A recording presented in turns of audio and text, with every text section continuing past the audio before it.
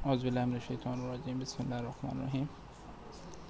अच्छा, अभी तक जो हमने टॉपिक वैसे मेनली तो पढ़ लिए थे, जो है वही के नज़ूल तक ही पढ़ लिए थे। थोड़ा सा मैं रिवाइज़ करके चलता हूँ। और हमने जो है एक क्विज़ भी रखा था, और इंशाल्लाह आगे आने वाले हफ्तों में भी छोटे छोटे क्वेश्चंस हम एक रखते रहेंगे साथ साथ। उससे ये है फ़ायदा होगा कि भाई आपको सीरा जो है थोड़ी सी ज़ुबानी याद हो जाए। ठीक है, तो हमने लास्ट टाइम जो पढ़ा था तो हुज़ूर सल्लल्लाहु अलैहि वसल्लम की जो वही जो है पहली वही जो है वो 40 साल की उम्र में हुई थी, तो उसको ही नबूवत के आगाज़ का साल कहा जाता है। ठीक है, तमाम अम्बिया के जो नबूवत थी वैसे तो वो 40 साल की उम्र में ही हुई है। ठीक है, पहली वही गार हिरा में नाजिल हुई, जिस तरह है पता है पहली वही कौन सी थी। ठीक है, तो इसमें कॉन्ट्रडिक्शन है थोड़ी सी। ठीक है, लेकिन हम फिर भी उसको देख लेते हैं। सूरह अलग की इब्तदाई 5 आयात कुछ कहते हैं, कुछ कहते हैं सूरह मुदस्सिर की इब्तदाई आयात, कुछ कहते हैं सूरह दोहा की पूरी कुछ सूरह दोहा की कुछ आयात। तो मुहद्दिसीन और सीरत निगारों के जो है इसमें डिफरेंट डिफरेंट अकवाल हैं, लेकिन ज़्यादा जो है इसको सूरह अलग की पहली 5 आयात को ही कहा जाता है कि भाई ये जो है पहली वही में थी। तो इसकी डिटेल में मेरे ख्याल से हमने लास्ट टाइम काफ़ी डिटेल में हमने लेक्चर हुआ था। ठीक है, तो इसकी डिटेल में नहीं जाते, और वैसे भी मोस्टली चीज़ें सारों को पता है। तो गार हिरा की एक दफ़ा पिक्चर देख लेते हैं। ठीक है, जहाँ पे पहली वही नाजिल हुई थी। ठीक है, अभी तो यहाँ पे जो गार हिरा है ना, अगर कोई इसे उम्रा करने या हज करने जाते हैं तो वहाँ पे पूरी स्टेयर्स बना दी गई हैं, और वहाँ पे आप आराम से चल के जा सकते हैं। अदरवाइज़ ये बहुत ही दुश्वार गुजार इलाका था। इसके बाद जो एक अहम टॉपिक आता है वो होता है वही की इकसाम। अच्छा, अब वही के इकसाम में पहली किस्म जो आती है वो सदाए जरस की तरह वही का नज़ूल, वही का सबसे मुश्किल सूरत है। ठीक है, अब ये क्या है मतलब कि सदाए जरस इसमें अल्लाह ताला की डायरेक्ट वॉइस के थ्रू। ठीक है, जिस तरीके से हज़रत मूसा कलाम करते थे कोही तूर पे जाके अल्लाह ताला से, एक तो वो इकसाम है। ठीक है, दूसरी कौन सी है, कभी फ़रिश्ते आकर बात करता है था और आप सल्लल्लाहु अलैहि वसल्लम इसे याद कर लेते। जिस तरीके से पहली वही नाजिल हुई और भी बहुत सारी वही नाजिल हुई, ये एक सेम प्रोसीजर है जो कि तमाम के साथ हुआ कि फ़रिश्ता आता था जो इसमें और उन्हें याद कराता था। तो फ़रिश्ते कौन से थे, जिब्राईल अमीन थे वो। अल्लाह ताला का बराह रास्त नबी को वही करना वाक़या मेराज पर, यानी कि फ़ेस टू फेस कह लें, जहाँ पे हुआ एक फ़ेस टू फेस कह सकते हैं या आमने सामने कह सकते हैं इसको, फ़रिश्ते की अपनी शक्ल में आकर वही का नुज़ूल करना। तो ये एक था जो कि हम थोड़ा सा आगे जाते हैं तो पढ़ेंगे। मतलब कि पहली वही के अंदर भी ये हुआ था कि भाई वो जब गार हिरा से आते जाते उनको फ़रिश्ता जो है अपनी असली शक्ल में नज़र आता था। तो मतलब कि वो ऊपर से आवाज़ आती थी तो वो ऊपर देखते थे तो आसपास देखते थे, सब जगह कुछ नहीं होता था, तो ऊपर देखते तो फ़रिश्ता अपनी असली शक्ल में होता था। ठीक है, और वो जिब्रील अमीन होते थे। ठीक है, फ़रिश्ता का इंसानी सूरत में आना, तो इंसानी सूरत में मतलब कि जिस तरीके आजकल के दौर में भी कहा जाता है कि शब महराज के दौर पे या लैलतुल क़द्र की रात पे मोस्टली जो होता है कि भाई वो फ़रिश्ता आपसे इंसानी सूरत में आके सलाम करता है। ठीक है, तो ज़्यादातर उस टाइम पे हज़रत दहिया कल्बी की सूरत में आते थे। ठीक है, तो मतलब कि लोगों ने उनको देखा हुआ था और उनका नाम ये पड़ गया था। सही है, मतलब कि इन्हीं शक्ल में आते तो लोगों को फ़र्क भी महसूस नहीं होता था मोस्ट ऑफ द टाइम। ठीक है, अब आ जाते हैं वही की शिद्दत के ऊपर कि वही कितनी शिद्दत के साथ होती थी। ठीक है, हज़रत आयशा की रिवायत है कि शदीद सर्दी में पसीने से दो शराबूर हो जाते थे हज़रत सल्लल्लाहु अलैहि वसल्लम। जिस तरीके से हमारे पास आता है कि पहली वही किस महीने में नाजिल हुई थी, तो इसको कहा जाता है कि जो अंग्रेज़ी महीने हैं उनमें अगस्त के महीने में नाजिल हुई थी। ठीक है, तो अगस्त का महीना कितना गर्मी वाला महीना होता है। मक्का में भी, मक्का मदीना में आजकल भी आप देख लें, और वो तो है ही हलाके गर्मी के, उस पर बावजूद भी आपको क्या हालत हुई थी, आप पसीने में शराबूर हो गए थे गर्मी की हालत में भी, और ठंड लगना शुरू हो गई थी आपको। फिर हज़रत उबादा बिन सामत की रिवायत है कि वही की शिद्दत की तकलीफ़ महसूस करते हुए रंग मुतकर हो जाता। ठीक है, तो हज़रत उबादा की जो ये हदीस हमारे पास आती है, इसमें यह था कि भाई हुज़ूर सल्लल्लाहु अलैहि वसल्लम का जो है रंग बदल जाता था जब आप सल्लल्लाहु अलैहि वसल्लम पर वही नाजिल होती थी। उसके बाद ज़ैद बिन साबित की रिवायत है, ये मैं पढ़ के सुना देता हूँ, जो है दोनों एक एक करके।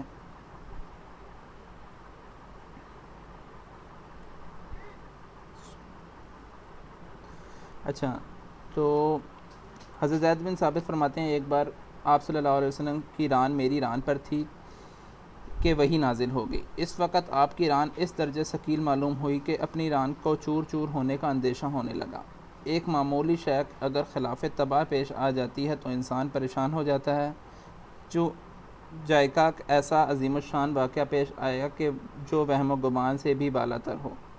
इस वाक़े से घबरा जाना कोई मुस्तबिद नहीं था। ठीक है, तो हज़रत सल्लल्लाहु अलैहि वसल्लम की जो रान थी वो हज़रत ज़ैद बिन साबित के पाँव पे थी। मतलब कि वो बैठे हुए थे सारे सहाबा एक छोटे से कैलें कमरे टाइप में, और उधर बिल्कुल कैलें के साथ साथ जुड़ के ही बैठे हुए थे, इतने करीब करीब थे। तो वो उनकी रान दूसरे के हज़रत ज़ैद बिन साबित की रान पर थी, और क्या हुआ, उनको वही नाजिल हुई तो उनकी शिद्दत उनकी रान तक ट्रांसफ़र हो गई। फिर हमने ये पढ़ा और ये हमें पता है कि भाई पहली वही नाजिल हुई तो आप घर तशरीफ़ लेकर आए, जिससे जिस्म पे लर्ज़ा तारी हो गया था, और आपने आके कहा कि ज़म्मिलूनी ज़म्मिलूनी, मुझे कुछ छुड़ा दो।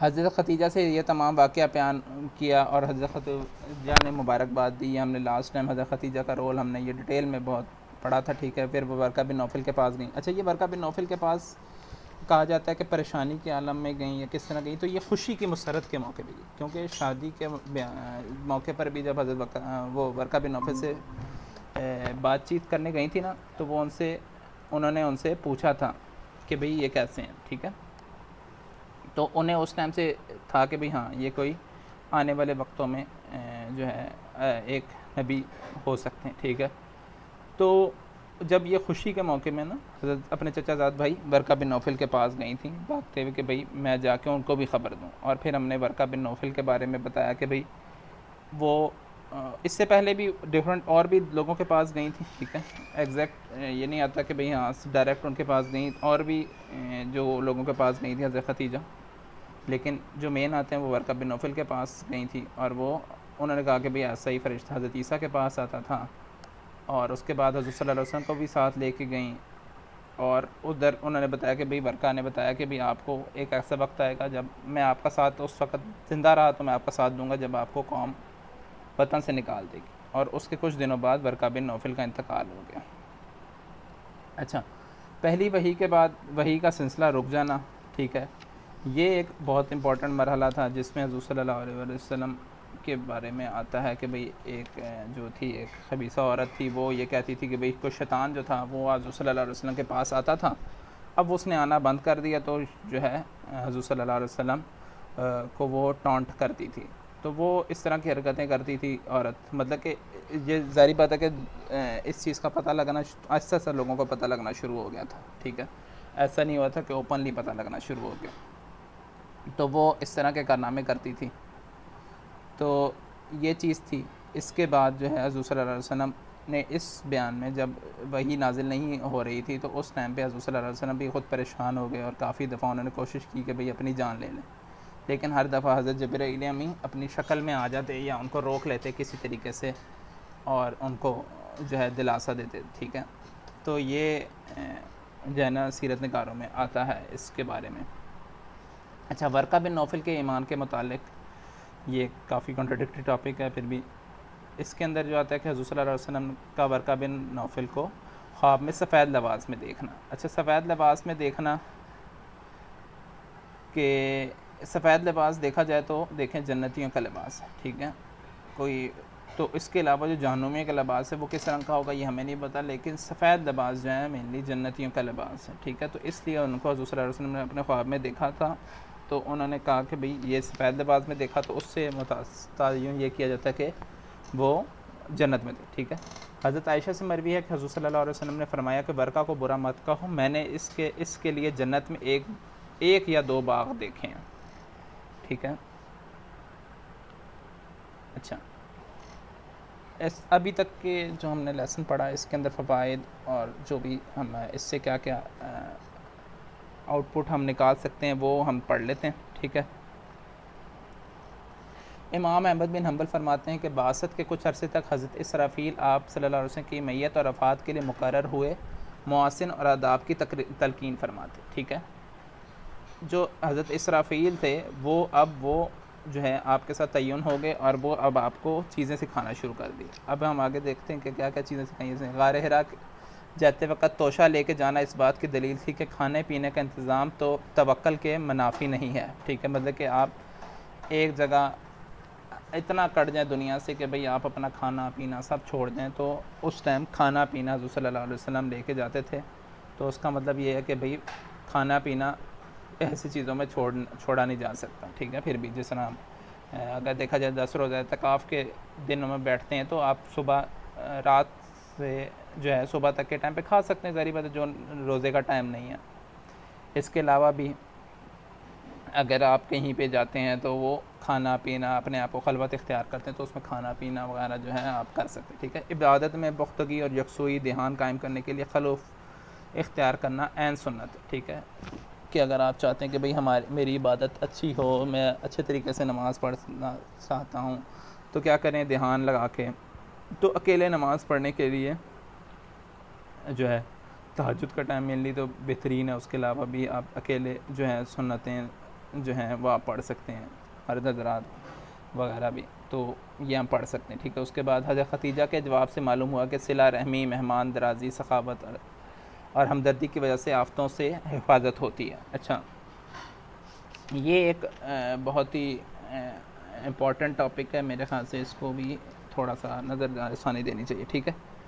तो हज़रत सल्लल्लाहु अलैहि वसल्लम ने जब पहली वही का आई थी, ठीक है, तो उन्होंने उसके बाद जो उन्होंने उनको आंसर किया ना, वो एक इम्पॉर्टेंट एस्पेक्ट है, ठीक है।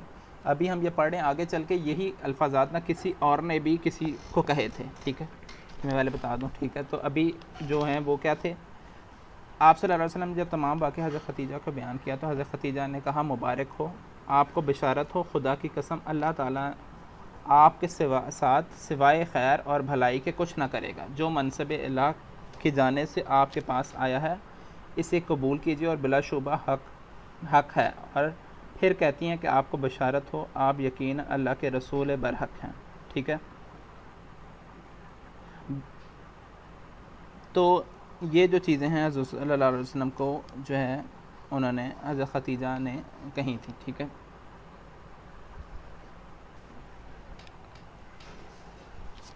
इसके अलावा भी एक दो कॉल आते हैं, मैं एक मिनट एग्जैक्ट बता देता हूँ।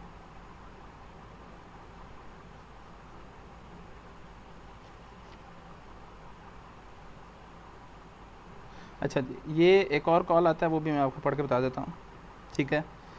जब वो आप हज़रत घर पे आए तो मुझको अपनी जान का ख़तरा है, तो हज़रत खतीजा ने फरमाया कि आपको बशारत हो, आप हरगिज़ ना डरिए, खुदा की कसम अल्लाह आपको कभी रुसवा ना करेगा। आप तो सिला रहमी करते हैं, आपकी सिला रहमी बिल्कुल महक्किक है, हमेशा आप सच बोलते हैं। अब ये उसाद सुनिएगा, ये हज़रत सल्लल्लाहु अलैहि वसल्लम के बारे में जो हज़रत खतीजा बता रही हैं, ठीक है। अमीन हैं, लोगों की अमानतें अदा करते हैं, मेहमानों की ज़ियाफ़त का हक़ अदा करते हैं, हक़ बजानिब अमूर में आप हमेशा अमीन और मददगार रहते हैं। ये रिवायत बुखारी और मुस्लिम की है, ठीक है। इसमें हमारे पास क्या क्या हज़रत सल्लल्लाहु अलैहि वसल्लम की करैक्टरिस्टिक आ रही हैं। ये वो करैक्टरिस्टिक हैं जो कि कह लें असाइनमेंट में भी, असेसमेंट में भी थी, एक कि हज़रत सल्लल्लाहु अलैहि वसल्लम की नबूवत से पहले की सिफ़ात लिखें, ठीक है। तो उसमें ये हमारे पास आ जाती है सिला रहमी करना, और उसमें से हमेशा सच बोलना, लोगों का बोझ उठाना, दूसरों के कर्ज़े सर पे ले लेना, ख़बरगिरी करना नादारों की, अमीन होना, मेहमानों की ज़ियाफ़त का हक़ अदा करना, और अपने जो जो आपको काम दिया जाए उसको पूरे तरीके से करना। तो आजकल के दौर में हम इससे क्या चीज़ें ले सकते हैं, मतलब कि हम भी ये काम तो कर ही सकते हैं ना। देखें कि भाई सिला रहमी लोगों के साथ कर सकते हैं, जो आपको काम दिया जाए आप वो पूरा करें, ठीक है। और छोटे छोटे काम हम पूरे करेंगे तो अल्लाह ताला किसी दिन जब हमें बड़ा बोझ देंगे तो हम उसके ऊपर जो है पूरा उतार सकेंगे, ठीक है। हम छोटे छोटे कामों से स्टार्ट करेंगे ना, पहले दिन ही तो नहीं ना कि भाई ग़ज़वा बदर के अंदर खड़ा कर दिया, ठीक है। हम जिस तरीके से सीरत पढ़ रहे हैं आहिस्ता आहिस्ता, ठीक है, छोटे छोटे टास्क होंगे। देखें आप, अभी आगे चल के हम हज़रत अबू बकर के बारे में पढ़ेंगे, किस तरीके से वो लोगों को दावत देते थे। तो आज के दौर में भी हमारे पास भी करने वाले यही काम है, ठीक है। छोटे छोटे काम है, इतने मुश्किल नहीं है, और उसमें हमारे पास तो बल्कि पूरी शरीयत आ चुकी है, तो हमारे पास बहुत ज़्यादा चीज़ें सामने भी हैं और हम आसानी से कर भी सकते हैं। अच्छा, तसल्ली के लिए मुहासिन और कमालात का जिक्र करना जायज़ है बशर्ते कि ममदू के ख़ुद पसंदी में मुब्तला होने का अंदेशा ना हो। ठीक है। फिर इंसान पर कोई अहम वाक़या पेश आए तो अगर इसके अहल खाना दीनदार और समझदार हों तो इनसे तज़किरा करे, फिर अहल इल्म और अहल फ़हम से तज़किरा करे। ठीक है, कि अगर आप पे कोई वाक़या पेश आया तो पहले अपने अहल खाना से जो कि दीनदार हैं तो उनसे तज़किरा करे कि भाई मेरे साथ ये वाक़या पेश आया, नहीं तो उसके बाद फिर क्या किसी अहल इल्म के पास चला जाए। अब इसमें किस किस्म के वाक़यात आजकल के दौर में पेश आ सकते हैं। ठीक है, आपको कोई सच्चा ख्वाब आ सकता है। ठीक है, और भी बहुत सारी चीज़ें हैं जो कि आजकल के दौर में हो सकती हैं। ठीक है, पॉसिबल है। हज़रत खतीजा क्या हज़ूर सल्लल्लाहु अलैहि वसल्लम को बरका बिन नौफल के पास ले जाना, या जो है दलील है कि जब कोई नादिर वाक़या पेश आए तो उलमा की रब्बानिया पर पेश करना चाहिए कि भाई कोई भी वाक़या पेश आए तो आप उलमा रब्बानिया के सामने जाके पेश करें। ठीक है, इसी वजह से कह लें कि फॉर एग्ज़ाम्पल एक टॉपिक इससे मिलता जुलता नहीं है, फिर भी ज़रूर उसके ऊपर टॉपिक देना चाहिए कि भाई फॉर एग्ज़ाम्पल ख़त्म नबूवत वाला कंसेप्ट। ठीक है, हमें पता है कि भाई एक कादियानियों का एक पूरा ग्रोह है। ठीक है, अब वो क्या हुआ है, वो उन्होंने उलमा से इस बारे में कोई कंसल्टेशन नहीं करी। ठीक है, तो वो क्या हुए, अलग से अलग होते गए। फिर अहले इल्म की खिदमत में किसी किस्म के तफस्सुस से हाजिर होना ज़्यादा बेहतर है। अच्छा, जो शख्स उम्र में बड़ा हो उसकी इज़्ज़त तकरीम ज़रूरी है, अगरचे ये काम उम्र मर्तबा और कमाल में सारे आलिम बराबर होते हैं। बड़ों के मजालस में अदब के मलूज़ खातिर रखें, इब्तदाई कलाम ख़ुद ना फरमाएँ। ठीक है, ये हमारे पास कुछ हैं कि भाई आगे बड़ों के मजालस में जाएँ तो ख़ुद से ना बोलना शुरू करें, पहले उनकी बात सुने। अच्छा, तौहीद और रिसालत के बाद सबसे पहला फ़र्ज़ जो है, ये जो पहली कमांडमेंट जो हज़रत इसराफ़ील अलैहिस्सलाम जो है हज़ूर सल्लल्लाहु अलैहि वसल्लम के लिए लेकर आए, तो तौहीद और रिसालत के बाद सबसे पहली तालीम जो दी गई थी वो वज़ू और नमाज की दी गई थी। ठीक है, इससे पहले जो था नमाज ज़रूर थी, नमाज का तरीका चेंज किया गया। ठीक है, जिसमें रुकू किया आया। ठीक है, और वज़ू इससे पहले नहीं था। ठीक है, इससे पहले की शरीयतों में वज़ू नहीं था, तो हज़रत सल्लल्लाहु अलैहि वसल्लम को वज़ू की तालीम दी गई कि भाई वज़ू किस तरीके से करना चाहिए और नमाज किस तरीके से रुकू के साथ अदा करनी चाहिए। ठीक है, क्योंकि पहले जो थी नमाज रुकू के साथ नहीं थी। अच्छा, इब्तदाई बासत से आप सल्लल्लाहु अलैहि वसल्लम का नमाज़ पढ़ना कतन साबित है, लेकिन इब्तदाई बासत से नमाज की फ़र्ज़ियत में इख्तलाफ है। ठीक है, फ़र्ज़ नहीं थी, हज़रत सल्लल्लाहु अलैहि वसल्लम पढ़ा करते थे। ठीक है, फ़र्ज़ जिस तरह अभी हमारे पास फ़र्ज़ नमाज़ें हमें पता शब महराज के ऊपर हुई, उससे पहले हज़रत सल्लल्लाहु अलैहि वसल्लम और तमाम सहाबा जो हैं नमाज़ें पढ़ा करते। ठीक है, जिसको आप कह सकते हैं नफली इबादत में भी कंसीडर किया जा सकता है, या जो कि सुन्नत इब्राहीमी पे पहले दो नमाज़ें आई थी वो पढ़ते थे। अच्छा, अब आ जाते हैं साबिकून अल-अव्वलून के ऊपर। आप सल्लल्लाहु अलैहि वसल्लम पर सबसे पहले हज़रत खतीजा ईमान लेकर आई थी। ठीक है, दूसरे नंबर पे कौन ईमान लेकर आई, ये सबसे बड़ा क्वेश्चन है, क्योंकि पहले तो हज़रत खतीजा के पास आए, उसके बाद कोई और दूसरा तीसरा बंदा आया। ठीक है, दूसरे नंबर पे कौन ईमान लेकर आया, इसमें सैयदना अबू बकर सिद्दीक़ आते हैं, हज़रत अली आते हैं, हज़रत ज़ैद बिन हारिस भी आते हैं। सीरत निगारों के मुख्तलिफ आराए हैं और इसमें डिफरेंट ओपिनियन है। ठीक है, हम इनको एक एक करके पढ़ लेते हैं, लेकिन सबसे पहले हम हज़रत अबू बकर सिद्दीक़ के औसाफ़ के बारे में जान लेते हैं। ठीक है, कि हज़रत अबू बकर सिद्दीक़ कौन थे, क्या थे, किस तरीके के औसाफ़ के मालिक थे।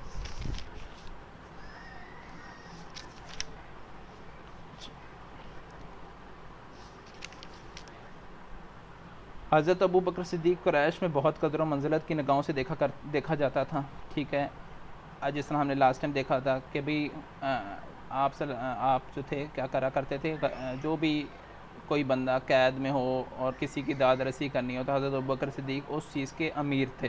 ठीक है, मतलब कि वो उनके पास रिस्पॉन्सिबिलिटी थी।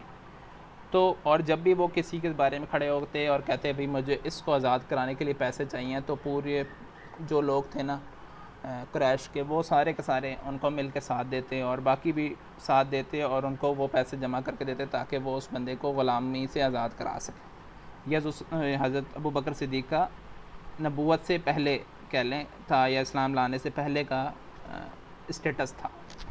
आप नरम मिजाज थे, अपनी कौम में हर दिल अज़ीज़ थे और महबूब शख्सियत के मालिक थे। आप पूरी कौम क्रैश में लोगों के हसब नसब सबसे बेहतर जानते थे। ठीक है, ये एक उनके अंदर क्वालिटी थी, क्योंकि ज़ाहिर बात है जब लोगों को ग़ुलामों को आज़ाद कराना होता था और लोगों से कह लो डोनेशन कह लें आप लेनी होती, तो आपको तमाम लोगों के बारे में पता था कि भाई कौन किसका बेटा है, कौन किसका चाचा है, कौन किसका कबीले से है, कौन छोटी ज़ात का है, कौन बड़ी ज़ात है, क्योंकि उस टाइम पे ये चीज़ें थी, छोटी बड़ी ज़ात वाली चीज़ें। आप आला अखलाक के मालिक और सखावत करने वाले ताजिर थे, ठीक है। फिर आपकी कौम के लोग आपके इल्म नज़र, तजारत और हुस्न किरदार की वजह से आपसे मोहब्बत करते थे और कसरत से आपके पास आया करते थे। सैयदना अबू बकर सिद्दीक़ की जो है फ़याज़ी और दरिया दिली में एक ऐसा वस्फ़ है जो लोगों के को मोहब्बत हासिल कर लेता है, ठीक है, कि भाई आप बहुत ही ज़्यादा फ़याज़ थे।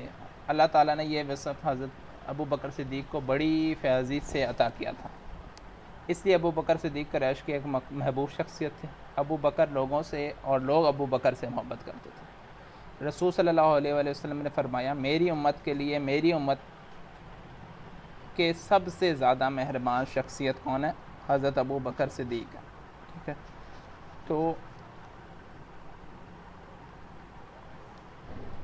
इनके बारे में वैसे तो हम किताबों में औरों में भी बहुत ज़्यादा देखें तो बहुत ज़्यादा डिटेल आती है। अब हम आ जाते हैं आपके कबूल इस्लाम के ऊपर, ठीक है। आप किस तरीके से आपने इस्लाम कबूल किया, ठीक है।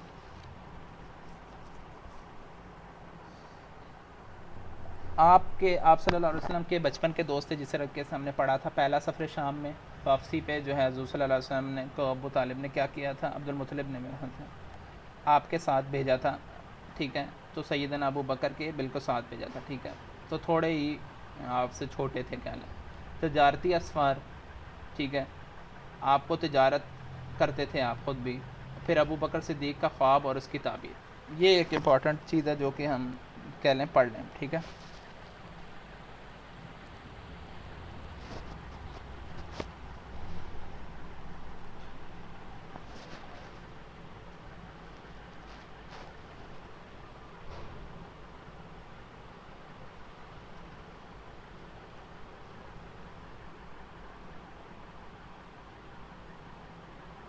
अच्छा, हज़रत अबू बकर सिद्दीक़ ने ना एक रात को ख्वाब देखा कि भाई मक्का में से एक चाँद उतरा है और वो क्या हुआ है, चाँद बिखरा है और उसके टुकड़े टुकड़े जो हैं घरों घरों में फैल गए हैं और फिर तमाम टुकड़े जमा हुए हैं और वो चाँद बनकर अबू बकर सिद्दीक़ की गोद में आ गिरा, ठीक है, चाँद।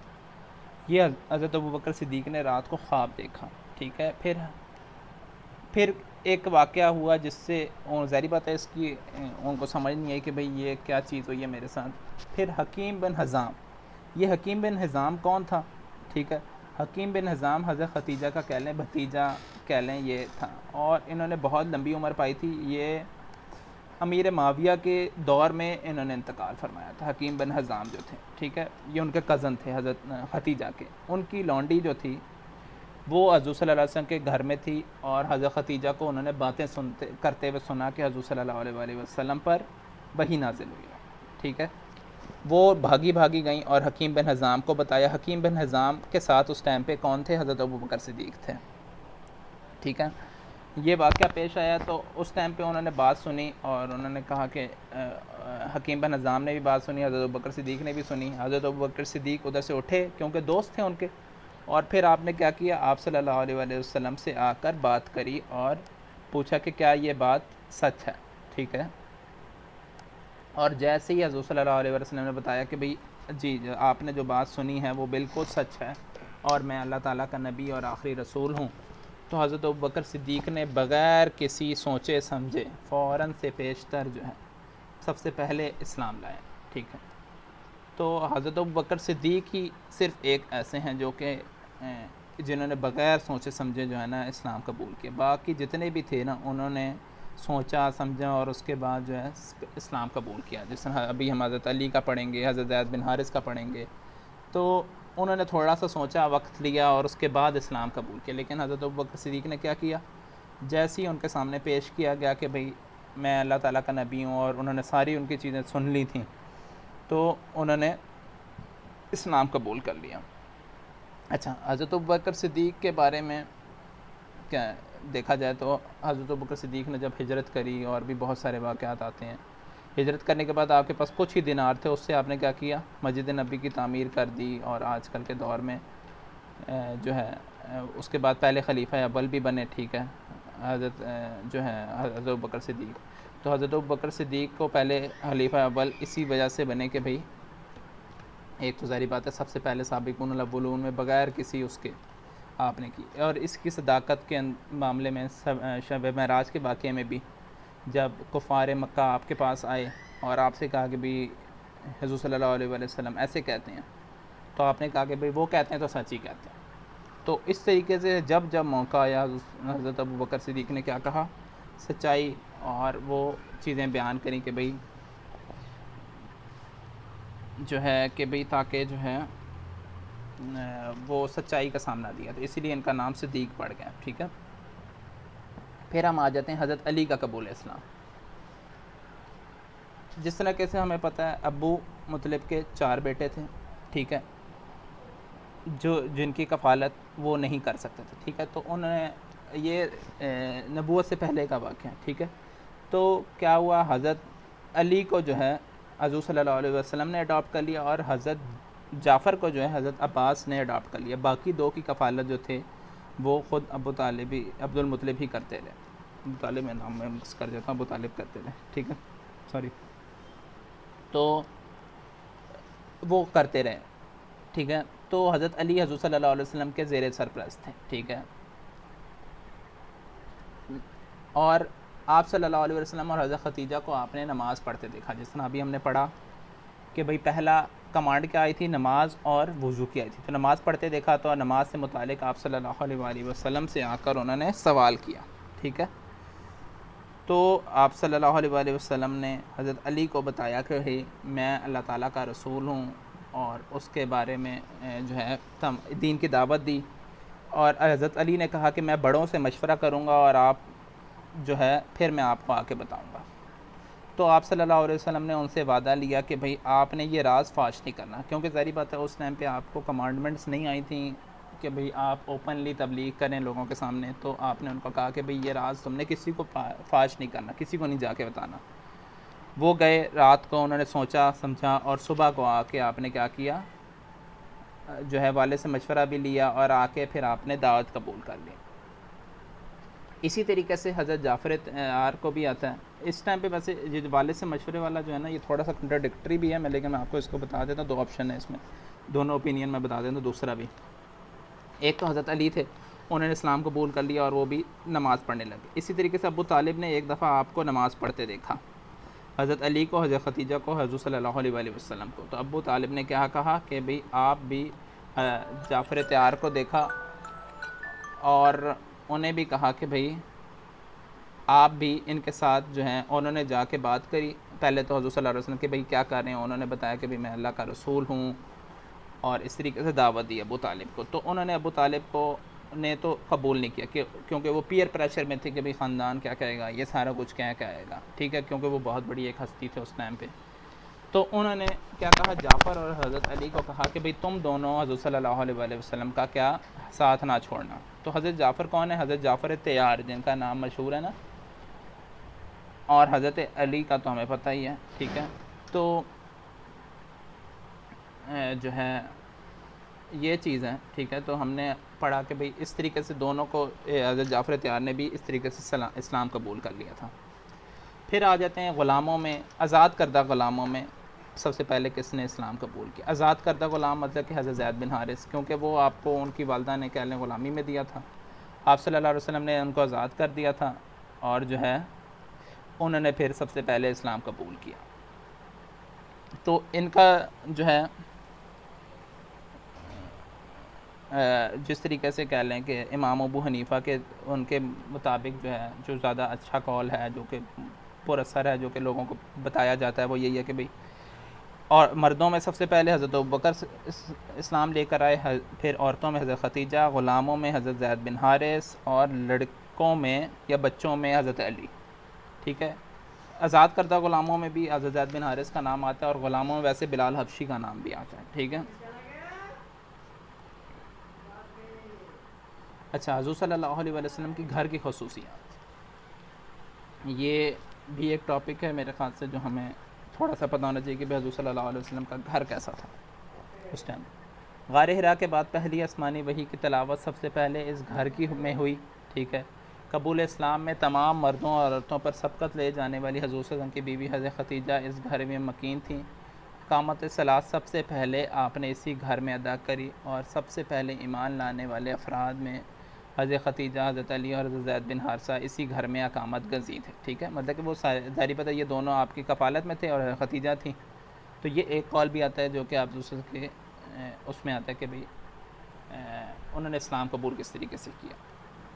इस घर का हर छोटा और बड़ा फ़र्द दीन की हिमायत से पीछे नहीं रहा। ठीक है, मतलब कि जैसी घर में दावत दीन की गई तो वो सब के सब ले लब्बैक कहा। अच्छा, इसके बाद हम आ जाते हैं, मुझे बताइएगा अगर हम टॉपिक में ज़्यादा आगे न जा रहे हो तो। साबिकून अल अव्वलून, ठीक है, हज़ूर सल्लल्लाहु अलैहि वसल्लम के जिस तरीके से अभी तक हमने पढ़ा कि भाई छुप छुप के बातचीत चल रही थी और आगे पीछे इस तरीके से बातें चल रही थी, तो हज़रत अबू बकर सिद्दीक़ ने क्या कहा कि भाई जो दोस्त वो ईमान लेकर आए तो वो भी उनके पास जो जो लोग आते उनको देखते, पहले उनको असेस करते कि भाई इनमें से कौन हामिल है जिसको मैं दीन की बात बताऊँ, तो वो फ़ौरन से पेश कबूल कर लेगा, वो इस बात को समझेगा। तो हज़रत सल्लल्लाहु अलैहि वसल्लम को फिर उसके बाद मिलवाते हैं उनसे। ठीक है, तो हज़रत बकर सिद्दीक़ की दावत पर 5 करीबी दोस्त फ़ौरन जो है ईमान लेकर आते हैं। इनमें सबसे पहले कौन थे? सैयदना उस्मान इब्न अफ़्फ़ान, ठीक है, जो कि तीसरे खलीफा हैं। ठीक है, उसके बाद हज़रत सैयदना ज़ुबैर बिन अवाम, फिर सैयदना तलहा बिन अबदल्ला और सैयदना साद बिन अबी वक़ास और आखिरी हैं हज़रत अब्दुर्रहमान बिन औफ़। ये 5 लोग जो हैं आके फ़ौरन से जो है आपने जब उनको दी दावत तो वो इस्लाम कबूल करके ले गया। ठीक है, मेरे ख्याल से हम यहाँ तक रखते हैं, फिर आगे हम इनके डिटेल में भी पढ़ेंगे भाई इनकी एक एक करके कि भाई इनकी क्या कुनियत थी, इनके क्या औसाफ थे इन तमाम के। तो अभी तक किसी का कोई क्वेश्चन क्यूरी हो तो ज़रूर।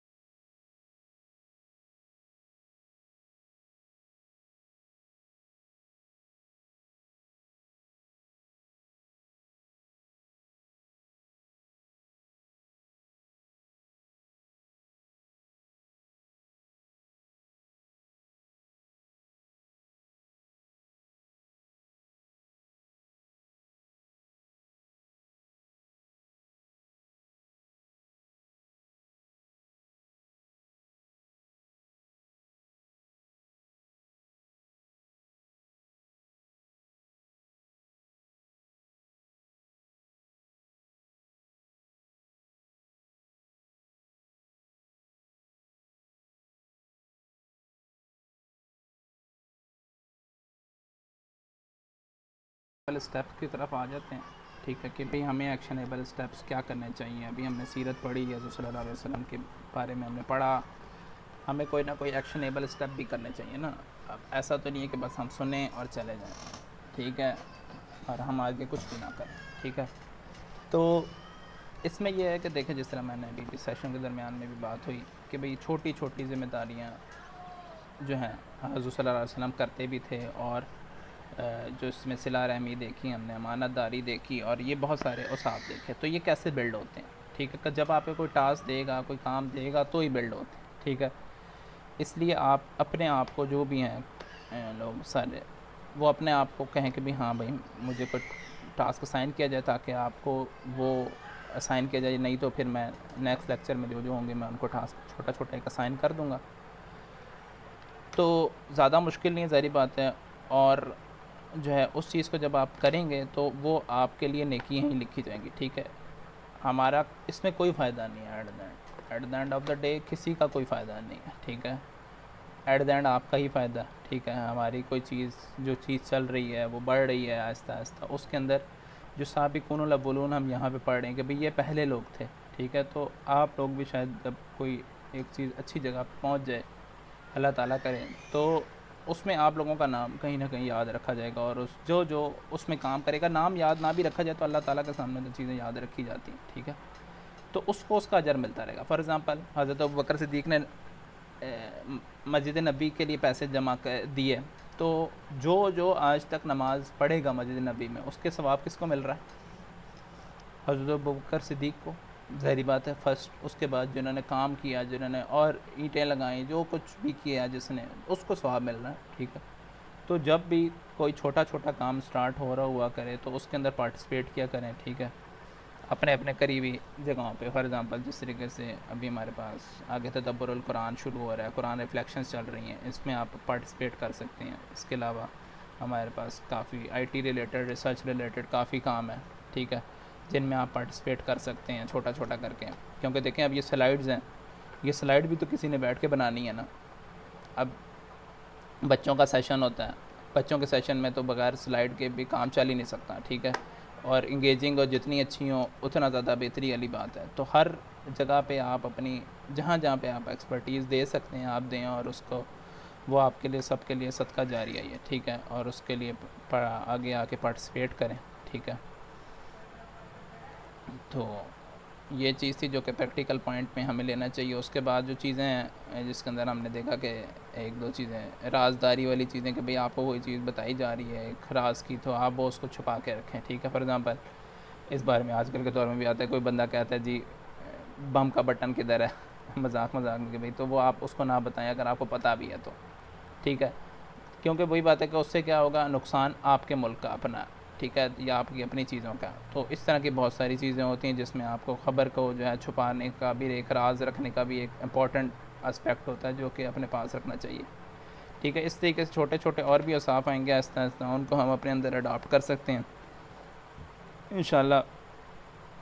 उसके अलावा जो है नमाज और वज़ू की, जिस तरीके से हमने लास्ट टॉपिक भी बुक रीडिंग सेशन में नमाज का पढ़ा था, और हम आगे और उसमें हमने वज़ू का भी देखा था थोड़ा बहुत, मेरे ख्याल से इतना ज़्यादा तो नहीं था, लेकिन नमाज का टॉपिक ज़्यादा था कि भाई नमाज़ पढ़ते क्यों हैं। तो इस तरह छोटी छोटी चीज़ें हैं जो कि डिफरेंट जगहों पे कवर हो रही होती हैं, सही है। एक सारी बातें एक सेशन में सारी चीज़ें कवर करना इतना आसान काम है नहीं, ठीक है। तो इसीलिए फुल वीकली सेशन है 30 ऑड मिनट्स के, 30 मिनट से लेके 1 आवर तक के सेशंस हो जाते हैं, ठीक है। तो कोई क्यूरी क्वेश्चन है तो बताएं, नहीं तो हम इसमें ऐड करते हैं।